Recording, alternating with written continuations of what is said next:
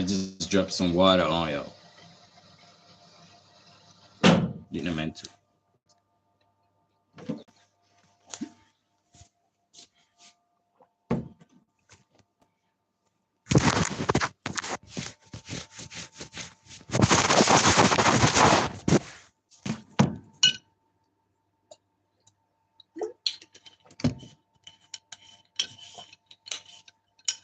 It feels good.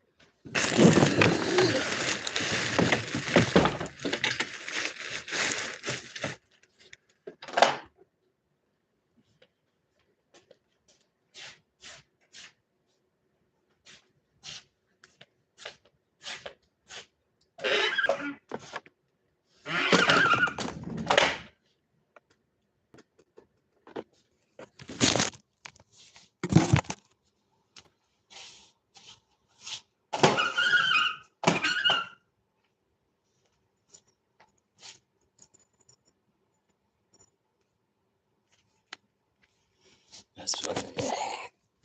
Oh.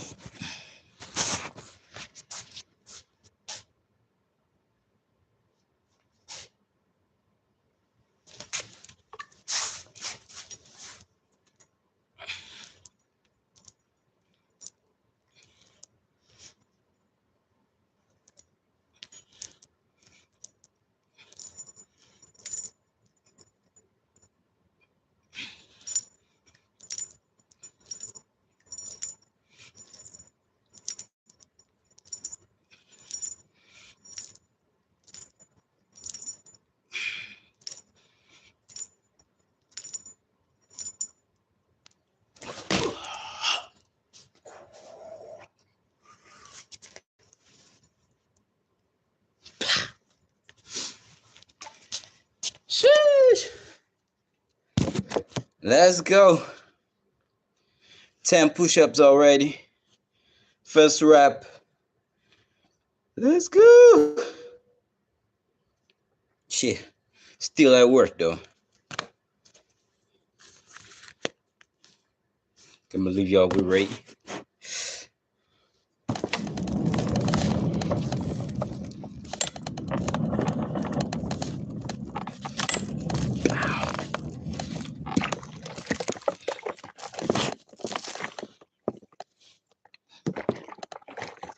You think it's wrong?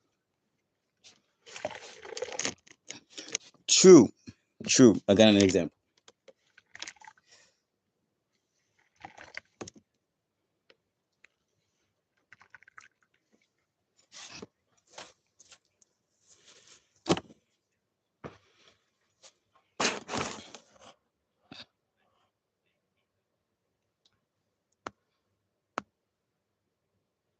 I just saw. I just saw. I just realized that y'all can hear what I'm listening to. But I'm listening to I Am Ray. If you know, you know. If you don't, because you feel like you've betrayed yourself. You've betrayed that identity. But how many people do you think eat pizza, don't go to the gym at all, and who do not feel guilty about it at all? And who actually feel good after eating the pizza? It's all subjective. For one person, that's a terrible day. For another person, that's a great day. Makes them feel good. Now, maybe if they keep doing that, doesn't mean they won't be fat, and that's going to make them feel bad. But the point is, it's not about what you do. It's about what you focus on, how you react to life. It's about learning state management. Do you have the proper tools and resources to enter into a positive state at will? Or do you allow the negative momentum to build up and build up until you're just in hell, living a double life? And as a lot of people say, the problems, they come in packs. If you've ever noticed that. There's one problem and it sucks, and then another problem comes, and then before you know it, you're overwhelmed. Why does this happen? Well, it's not for no reason. It's because the first problem, you react negatively to it, so it makes you feel bad, it brings you down, it lowers your energetic signature, and you begin attracting more things at that frequency. I'm sure there's some vibration chart somewhere, but this is the basic thing. What determines how you feel? Answer me this. We alluded to it earlier. Your state. It's how you think or what you focus on. So when you find yourself ruminating on thoughts that create fear, what happened? Those thoughts lowered your energy, brought you down a little bit, and that is why fear arose. But when you start thinking about good thoughts, when you focus on something good, you feel a little bit more joy, maybe you feel peace. A great example is food. So let's say you operate. There's so many words on this whiteboard. We'll keep it simple. Let's say you're operating at level 5 vibration, whatever that means. Here you are. If you eat a food that is at level 3 vibration, you will feel worse after it because it lowered you. And if you eat fruit, maybe fruit, that's level 7 vibration, you will feel good afterwards. That's just very general, right? But if you're at level 3 vibration, and you eat a level 4 food, you're going to feel better afterwards. What feels better for you down here will feel worse for someone up here. And in the same way, sometimes if you're in hell and you're struggling a lot, you don't need to necessarily focus on peace or joy or love or abundance because those are very high vibrations. It's like people who are used to eating junk food and eating McDonald's, they don't like to eat healthy food because their body is not used to it. So it literally tastes bad for them. And yet for someone who's healthy and they eat healthy food all the time, McDonald's tastes like poop because it is. It's just, are you in the vibration of poop or not? All you need is something that makes you feel a little bit better. Because it's all subjective. You're either going up or down. And you don't need to go all the way up. You just need to find the next step. So you begin to pay attention to the thoughts that you think and the words that you speak, to your actions on a daily basis. And maybe you make a journal, you write it, and you say, this made me feel good. Do more of this made me feel bad, do less of that. And instead of trying to muck about in the world and get things, you just focus on feeling better more often.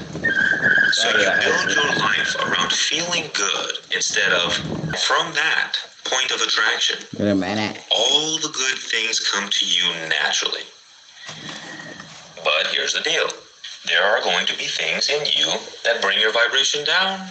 So it's this whole game of becoming free from the things that are bringing you down and rising up toward the things that bring you up. And the process is not about running away from the bad things. It's about your evolution and your growth. The joy of becoming who you're meant to be. The greatest version of you. True. That is what this is about. Because when you try and get things of this world, it doesn't really mean anything at all, because it's all going to go away.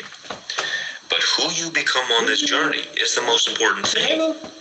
And think about it. When you are guided by your emotional guidance system, this inner compass, you begin paying close attention to all the things that are creating suffering in your life. Your life. Wow. Then your job is to work through these things and say, why am I engaging in this? This is bringing me down. Why can't I stop ruminating on negative thoughts? And as you work through that, you become more aware, and eventually you let go of those attachments. You let go of the things that are bringing you down. Not desperately trying to run away from it, but by facing it and going through it. And through this alchemical process, You transform. But if you're focused on getting things, that's not going to happen. j'y vais arriver. So Je suis en retard, donc. this is bringing me down. Why? Why am I feeling this way? What caused me to feel this way? Why am I thinking like this? Who am I? And what am I doing here? This is not my home. You have broken into my house this time. This is an easy way to explain it. It's called the behave matrix. Be, behave, have. Yeah. Wrong way of looking at it. It's backwards. This is the slave side of the equation. If you want to be a slave, well, that's okay. Then you can do that. There's nothing stopping you from doing that. But if you want to be free, this is what you focus on. You focus on managing your state of being. You focus on who you are. Because who you are determines everything else. If you're a naturally healthy person, if that's what you identify with, does it take any effort to be healthy? So therefore, health is natural and effortless. If you are a natural, abundant person, you don't have to try to live and receive abundance. But if you're living in lack of scarcity and you're just trying to get abundance, well, you're acting from a negative state. You're trying to receive high vibrational things from a low vibrational state. So it's a struggle and a never-ending struggle. And if you don't get out of that, you always return back to the default. That is why some people work. It's the difference between living life on easy mode and living life on hard mode. It's all about your energy. So all you want to do, step one, pay attention to what brings you up and what brings you down. And just be aware of it. Don't, you can change instantly, but there are all of these different factors influencing you. You just want to begin the journey in the first place. So you become aware. Maybe you do your little journal, and all you have to do, once you know what makes you feel good, you just focus your mind in that direction, so you feel good more often. And then you find more things that feel good. And before you know it, your whole life is filled with things that feel good. And you stop filling it with things that feel bad. You stop focusing on stupid things like the news. You stop watching social media, probably. You stop doing all the dumb things that make you feel bad. And everything else takes care of itself. It really is that simple. It doesn't have to be complicated. Try it out. See what happens. I am Ray. Join the Spiritual Levels community. Life a little better. Much peace and many blessings. And remember, it's confusing influence. T'es froid, hein?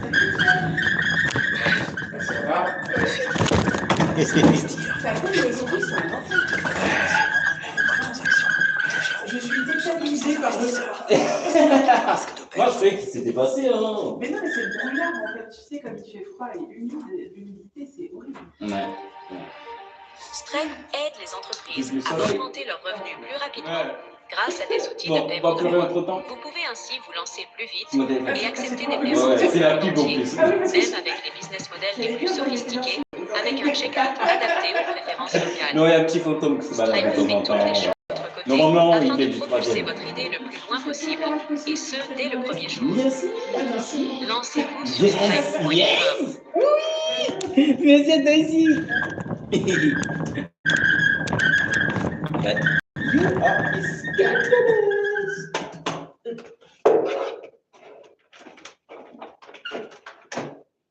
I am Ray, and by the time you finish this video, you will learn how to never struggle with money again. And you can buy all the bananas you like. You like bananas? Now we gotta get something straight, okay? This is about truly living in a no matter what. Doesn't matter what the external circumstances say. Doesn't matter what the economy says. You try and focus on, well, what's the next best online business to start? Well, sometimes the business goes away, but you have to be the money printing machine. You have to be the cause of your reality. Because so long as you're reacting to things that happen to you, then you always risk returning back to lack and scarcity and struggle. Because the moment that life isn't going exactly the way you want it to, you're going to be like, wait a minute, this is not going well. Fall back into struggle. And thing about it. Most people, their solution to problems is to work more, work harder, because that's the solution. That's what's going to give you the results, right? Right? Mr. Mouse, tell them the truth. You have been fooled. Matter of fact, that's LeBron on How the bed. exactly have they been fooled, Mr. Mouse? Because the mouse that is a chef gets all the cheese they want, and a mouse in the basement gets no cheese. They get scraps.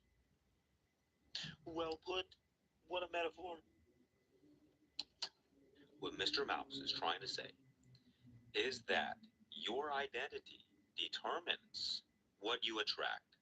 You either identify as a sewer rat going swimming through poop, or you are Ratatouille, a chef mouse in a 5-star restaurant.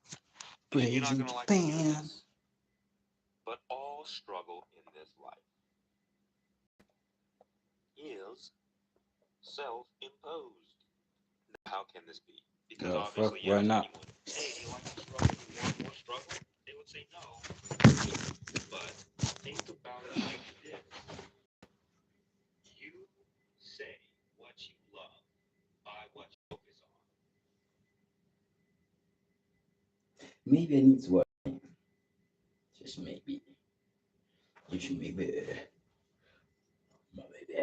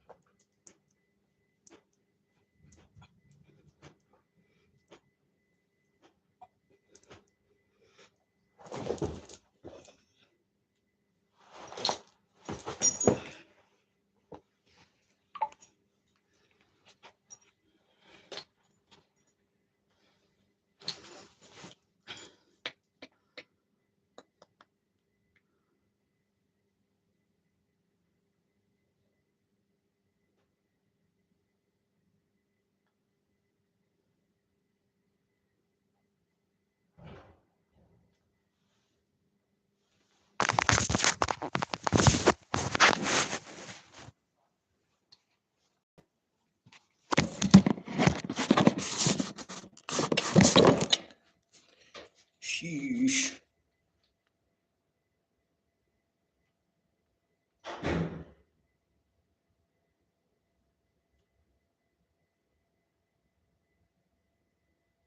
Ray with sunglasses.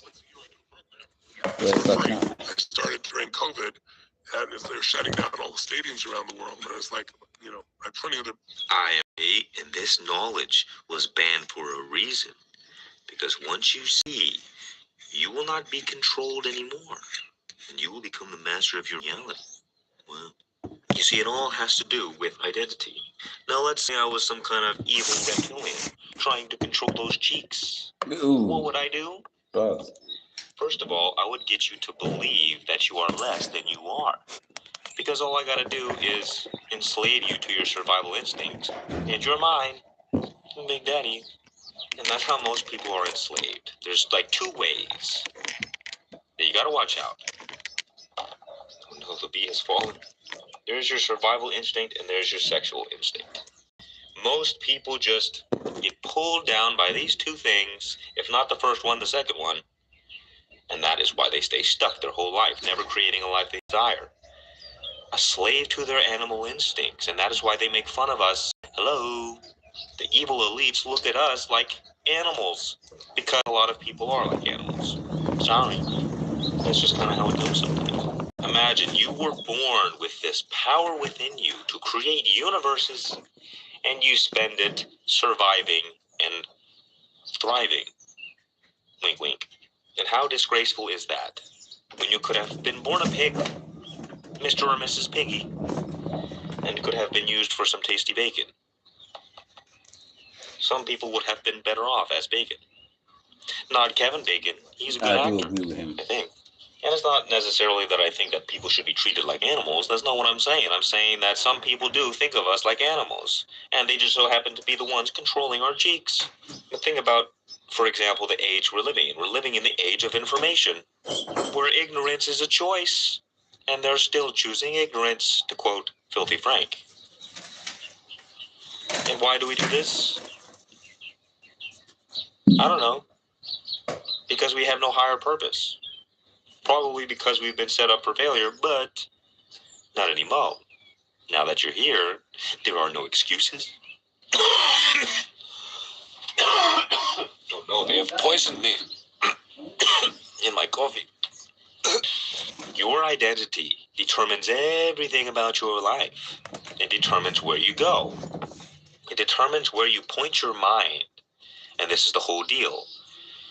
Your energy is your creative power. It's your creative God power, because energy is the force of life. It's the power within you. It's the creative force. So the entire quality of the life that you create for yourself is determined exactly by the things you focus on. And if you reflect upon your life, you will see that the reason things are the way they are right now is because of the things we've been focusing on for the past days and weeks and months and years. And if we just focused on different things, life would get better. But in order for life to get better and for us to focus on different things, we have to change who we are. I mean, think about it. If you're someone who has an identity around going to the gym, it takes no effort to go to the gym. You're just doing it because that's who you are. So your mind is naturally focused in that direction. You're creating health and all the good things that come along with going to the gym. And yet, if you have an identity around eating Cheetos and doing nothing all day, playing video games, well, going to the gym is going to be very difficult because it's not in alignment with your identity. But eating Cheetos is, so diabetes for you, because that's all you're focusing on. You're focusing on the wrong things. Your identity causes you to focus on things by default, so it doesn't take any effort to do those things. Like David Goggins, for example. People look at David Goggins and wonder, well, how is he so good at what he does? How does he do these things? These impossible feats? Well, let me tell you, I know a lot about feet. But that's beside the point. David Goggins has an identity around doing hard things. So even though physically and mentally it's tough, he's equipped to do it because that is his identity. And he changed his identity from being a loser to being the best. Now, maybe he took it too far. I don't know. But the fact is, it would be harder for him to take a day off than go run 100 miles, probably. Because that's who he is. And you can be whoever you want to be. You're not bound by anything except your own patience. True. And that is the whole thing. Think about survival for a moment. Why do we settle in a job we hate? Because if we don't, we're going to be homeless, and that's worse than settling for the job. The pain of being homeless is worse. So we're afraid.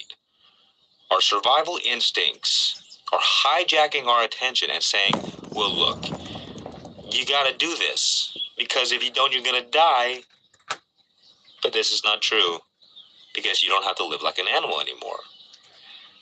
For thousands of years, we've had to do this because we didn't understand our power. We didn't have access to YouTube and this knowledge. This was available only to the secret societies of the world.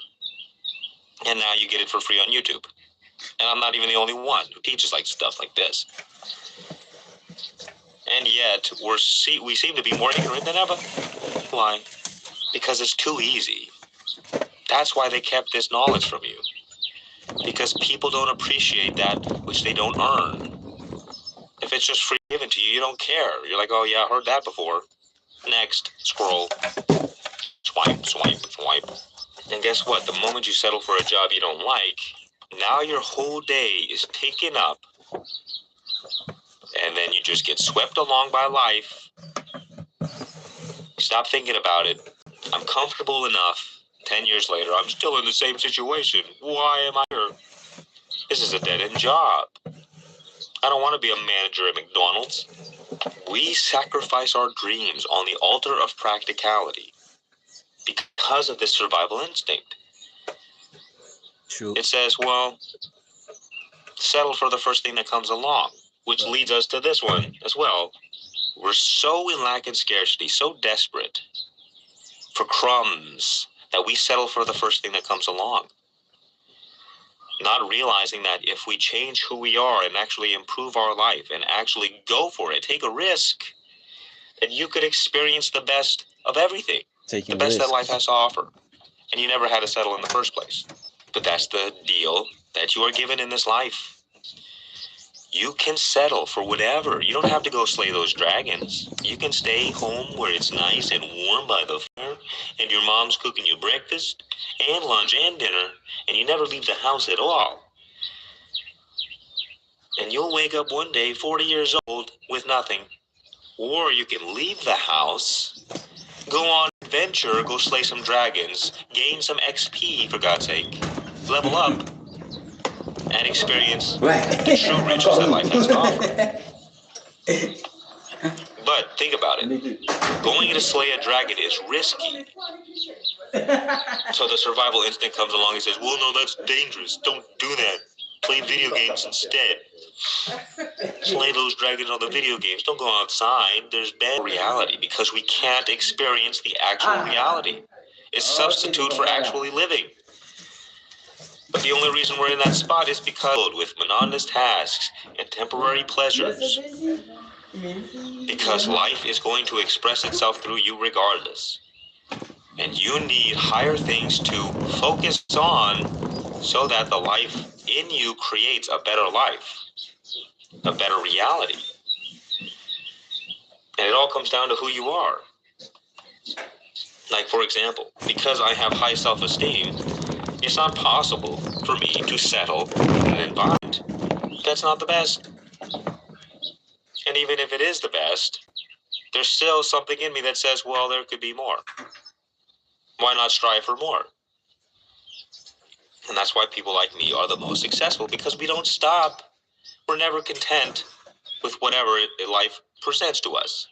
Now, I'm a bit of a different case because at the same time, I accept reality and I'm just grateful for everything. But still, most people get comfortable at these different stages. Like, I'm making this amount of money. Now I'm comfortable. Now I can coast and relax for a long time. But for people like me, and perhaps people like you, maybe, doesn't mean we can't accept the present moment. But we're always striving for greatness, for more, for the stars. Because, well, what else is there to do? Survive and perpetuate the species? It's just temporary pleasures. And it is the masculine drive that takes us toward excellence and greatness. So the secret is these different identities that we may have determine the quality of what we focus on and the quality of our life, and only the super elites understand their true power. But even them, they don't have the full picture. So you have the different spectrum of human beings. So at the very bottom, there's the monkeys. We're all monkeys, okay? Don't be mean. What I mean is that it's people who are so identified with their animal nature that they're just a slave to it, and they have no hope of living anything greater. Then you have the man, someone living from ego, which is a little bit higher consciousness, but not that much. A higher awareness being, but still a slave. Then the next, you could say, there's people who are identified with their mind, and they think of themselves as gods because their mind is powerful, and maybe they have access to secret knowledge. They feel like, yes, I'm better than everyone else. Look at all you slaves. Cattle for my... whatever they do with cattle. Eat steaks. And this is the level where people try to control the world. Because they think, well, I'm better than everyone else. They are irresponsible. I have to be the one to control them, because if I just let them be free, then they might destroy the world. I don't know. But I'm not going to take that risk. I'm going to enslave them so they be mine. So I be in control. good. But even they fall short. Like Napoleon. He was very short. So I've heard. Never met the guy, but I digress. But then you come around. We do not actually exist as separate entities. And once you realize this, you begin living in the God state. Now, for example, someone living in the God state might be, Jesus. Ever heard of him? He wasn't obsessed with himself as a God and saying, oh, look at me, I'm the best, I'm better than you. He recognized his divine nature and led people toward the same thing. Jesus never said, hey, look at me, I'm the best, follow me, Jesus the man. Jesus was saying, no, look within you, you are the Christ already. You are the divine essence of God. All of these things are just parts of you, like your hand is a part of you. But you would not say, I am my hand, would you? I don't know, maybe some of you would. And the difference of this state is that there is no deep pride and selfishness. When the mind is in control, believing it's a God, it can do a lot of damage in the world and a lot of harm to the people around them. But one can only realize the God state through surrender, surrendering the mind. Therefore, there cannot be great pride, fundamentally. Now, when you realize God, it doesn't mean your mind suddenly just blows up. It means you're no longer identified with your mind, or your body, or your ego, or your personality. And therefore, you are no longer a slave to them. And by consequence, you are a slave to nothing. Eventually, not even a slave to the laws of the universe, which is why someone like Jesus can perform miracles, stop the weather, heal somebody of some permanent disease. And the reason that we as modern people don't understand these things is because our understanding of the world, of reality, is completely warped. We have no idea. We think we're smart because we're so attached to our mind. We have more powerful minds than ever before, but we are more deeply stooped in ignorance because of this. Because of our pride, because we think we know it all, and because we're so attached to our separate self, we're living in ignorance. Because the truth is, there is only God. How do we know this? There is a practice called self-inquiry. You can watch my other channel if you want to know more about enlightenment, because this is about reality creation, mastering your life, becoming the most powerful version of you. But self-inquiry is the process of asking yourself, well, who am I? And we think, well, I know who I am, but I promise you it's assumed. We assume who we are. We don't know who we are because I've never met anyone who knows who they are in real life. And if that's the case, that means that, probability speaking, most people have no idea. The practice goes like this, or at least one version of it. No matter what you experience, there are always two variables present. There is an object that you experience, and there is you. So basically what this process is, it's just asking yourself, well, what am I not? Because it's easier to figure out what you are not than it is to figure out what you are. So you look at the objects of your experience, and by default, you kind of intuitively realize that you are not that. Because, well, then who is the one observing that object? If I can see it, it is not me. Like I see my hand, I know my hand is not me. Anything that you see with your two eyeballs, or even within your mind, you cannot be that. So think about it. Can you observe your body? You can see your body. Your body is an object of your awareness, your experience. Therefore, fundamentally, you realize, well, I cannot be my body. My body is just a part of me, like my hand. But then you look at your thoughts. Well, can you observe your thoughts? Yes. Well, most of us believe that we are the voice inside of our head. But we can perceive that. We can see it. We can see the voice. We can hear it. Therefore, we cannot be the voice inside of our head. So you begin to go through all the things you think you are.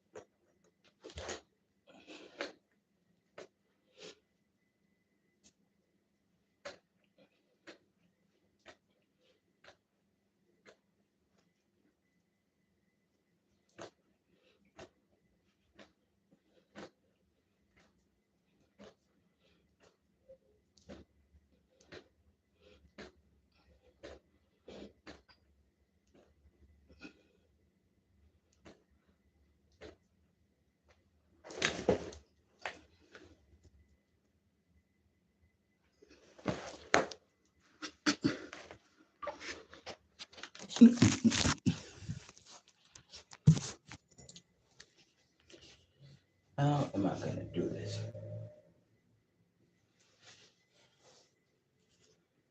Go through all the things you think you are, and ask yourself, well, can I Sorry, enjoy guys. this thing? It's gonna be all Is dark. this an experience?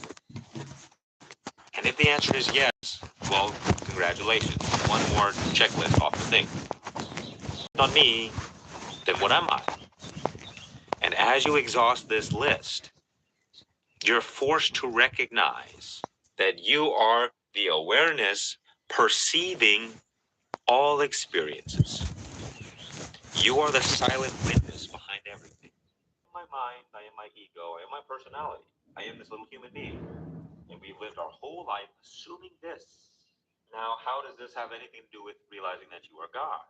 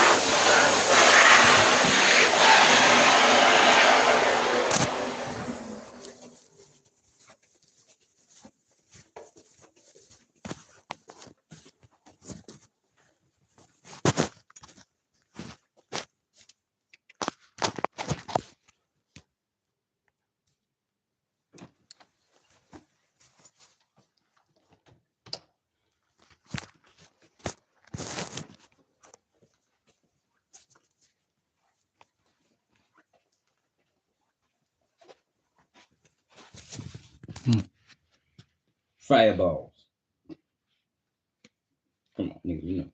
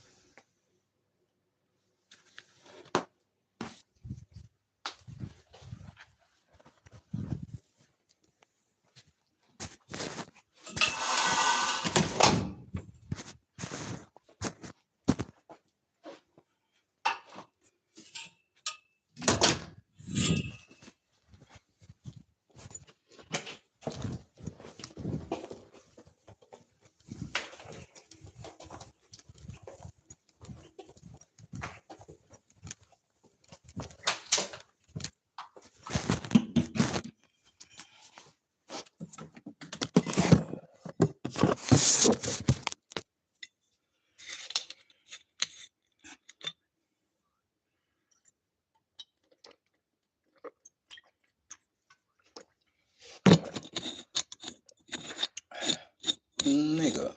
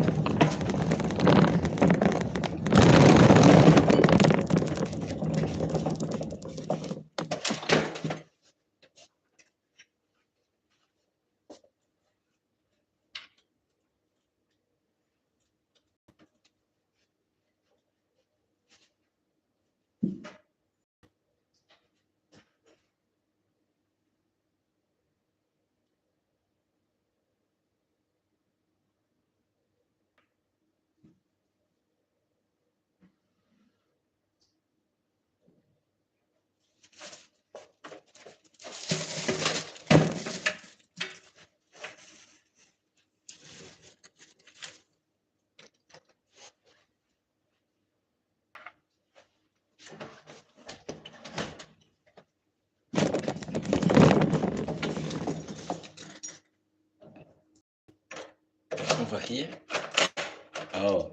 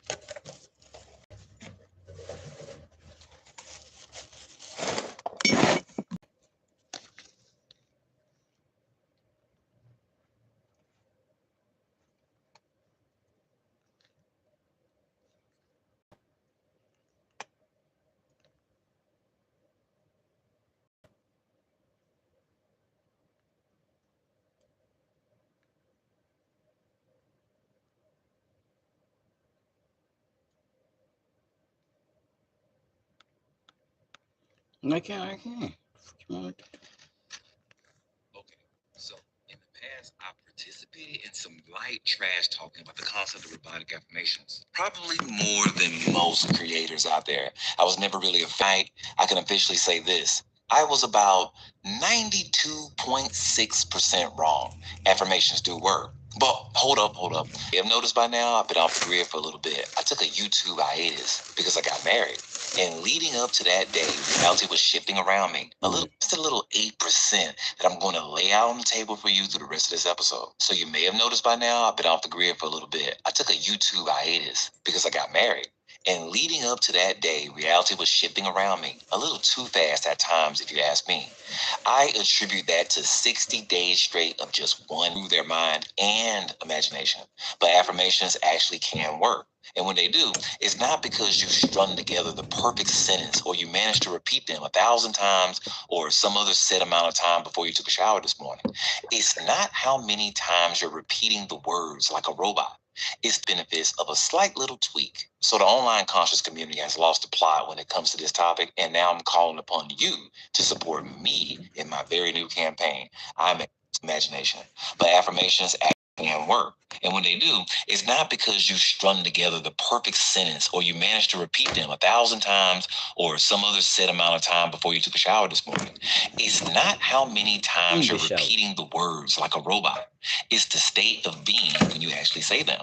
So don't throw away your list of affirmations yet. Just sit with me for a second and I'll show you how you reap the benefits of a slight little tweak. So the online conscious community has lost the plot when it comes to this topic, and now I'm calling upon you to support me in my very new campaign. I'm excited to announce that I am a proud supporter of MAGA.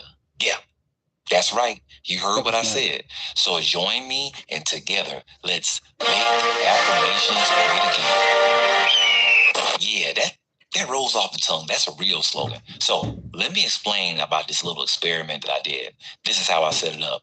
I told myself no skipping days, every morning, every night, 60 days. I picked one affirmation so I could measure the results when it's all said and done. I gave myself to this process 100% just to see what would happen and report it right back to you. So the results come later in this episode. You can skip to this point here if you want to, but you miss out on all the fun, so don't do that. Now, if you tried this before and have found the results to be inconsistent at best, I'm going to introduce you to who I like to call the godfathers of African colleges in the late 19th century.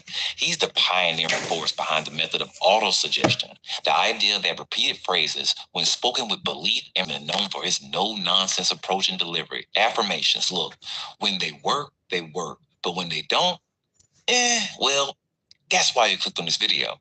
Allow me to paint a picture.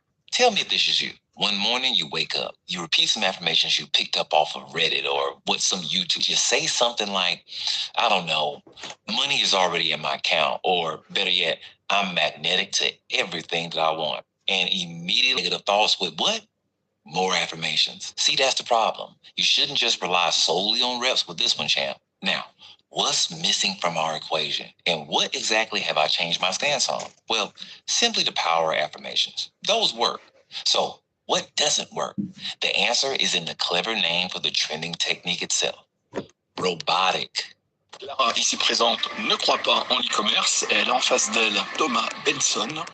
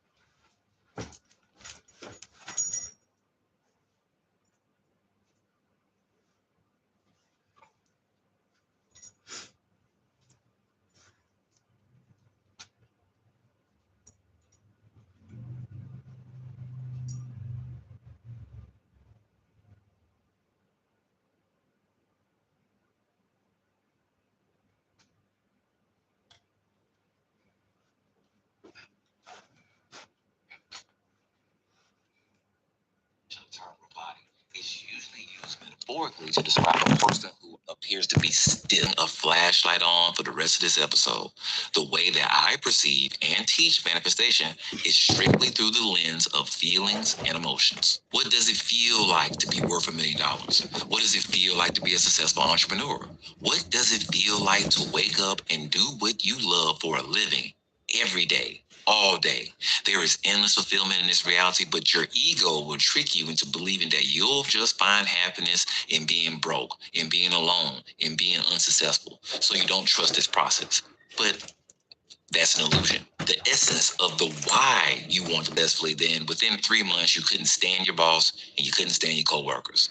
That's an example of manifesting the exact desire, but not the feeling of joy and satisfaction that's supposed to come along with it. When you get all robotic with this process, you strip away the goal of reaching the feeling, which defeats the entire purpose of reality creation. That is how I instruct the members of my Innerverse program. This program is where I hold my most advanced teachings in a private virtual environment to work with me one-on-one. It's not a good idea to just rely on parroting phrases that you copy and pasted from Reddit or some Facebook group. Affirmations aren't to be treated like you're passing out your mixtape on the corner. Instead, let's add a little bit of structure to the affirmation game, shall we? Let's start with a little bit of history because we have to know where we've been to know where we're going. So let's revisit the work of Mr. Coué. He didn't call them affirmations exactly. He called his method autosuggestion, the act of planting a thought so deep into your subconscious that your entire reality starts bending around it. He discovered that when the will and the imagination are in conflict, the imagination prevails. So at that point, he encouraged his patients to focus on positive affirmations to achieve their desired outcomes with their mind and in their health. We already understand that the subconscious doesn't respond to logic. It responds to emotion. It responds to images and repetition. Not just repetition. That's the real foundation I'm laying down here. You're not convincing yourself with words. You're slipping suggestions into the part of you that already creates everything without question. The subconscious responds extremely well to suggestion, to persuasion, not to force. This isn't about who's right and who's wrong. This is about learning how to speak the language of the part of you that never argues back. The part that just takes instructions and turns them into your life. Fini les vœux, commence à investir et rassemble tous tes investissements dans un endroit sûr. Des actions crypto, le tout à moindre frais. Deviens heureux. So, here's the of making positive affirmations work so you can rewrite your reality as you see fit. Tip number 1, everything is an affirmation. Not just the stuff you say on purpose, but everything you say when you're relaxed, when you're tired, when you're laughing, when you're vibing with your friends. Your subconscious doesn't filter any of that out. It doesn't understand sarcasm or jokes. It just listens.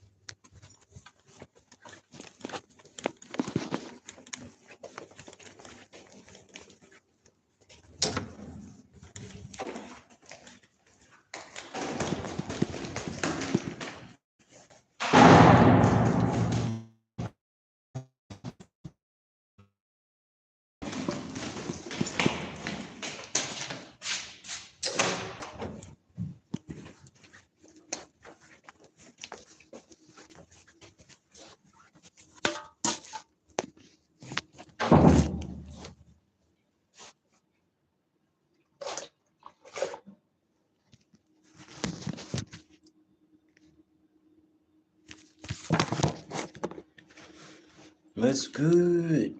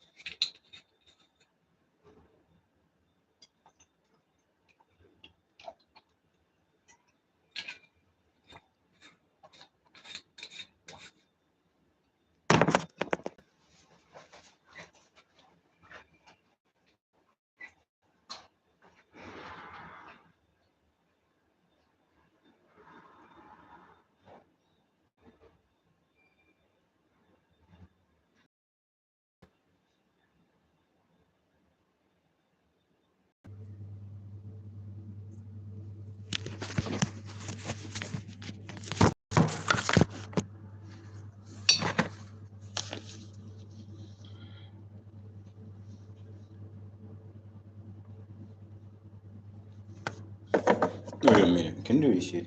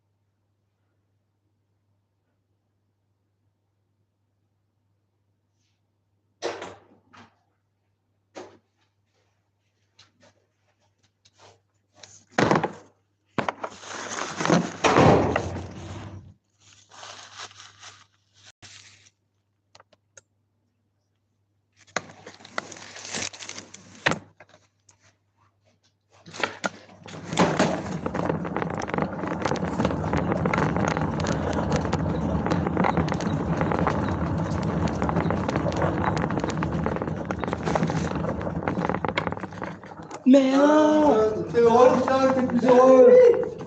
Tiens, j'aurais oui, bien sûr. emballé tout à l'heure, j'ai un truc à envoyer. Il faut que je l'emmène à la poste, c'est toi qui as les tickets pour les colis. Tu sais, faut que je mette un truc. Ah, la pochette? Ouais. Ouais. Oui, je vais un sac. T'es T'es heureux? Bah oui, je suis en vie. T'es là. Carla, tu as des verres Je me condés fais hier. draguer. Pardon, hein? Tu as des verres condés, Carla, ou pas hier? Non, je l'avais pas vu. Je vois, j'étais pas là. Moi, Enfin, non, je l'ai vu, mais vite J'étais fait. pas là hier matin. Ouais, vous étiez pas là, vous tous, carrément. Ouais, vous étiez pas là. Vous étiez où? Ah, tu avec les chefs, hein. Ouais, On est en train de bien manger, hein. Ah ouais, c'est ça.